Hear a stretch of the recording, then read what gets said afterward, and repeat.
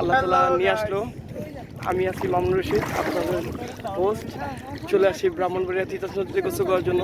তা আমার কিছু পরিচিত মুখ আছে, এমদাদুল ভাই আছে, আরও এই পরিচিত কেউ। এই কারণে আমরা আসছি এখন ব্রাহ্মণবাড়িয়া পিছনে ট্রলার যেতেছে, ঠিক আছে? আমাদের পিছনে ট্রলার যেতেছে লোকজন। আমরা আছি এখন তিতাস নদীর মধ্যে। তো আমরা ঘুরতে আসছি বগডহর, হ্যাঁ? এখানে আমাদের বন্ধুর শ্বশুরবাড়ি। তো শ্বশুরবাড়ির উদ্দেশ্যে সবাই গোসল করবো, হ্যাঁ? তো এই কারণে আসলাম এখানে গোসল করার জন্য। ইমদাদ ভাই, এই যে আমার ইমদাদ ভাই। আসসালামু আলাইকুম। এই হচ্ছে আমাদের ব্রাহ্মণবাড়িয়ার মেঘনা তিতাস নদী। আলহামদুলিল্লাহ অনেক ভালো, কারণ এই তিতাস নদীতে অনেক শান্তি, গোসল করলেও ভালো লাগে। অনেক মানুষ এখানে আসে গোসল করার জন্য।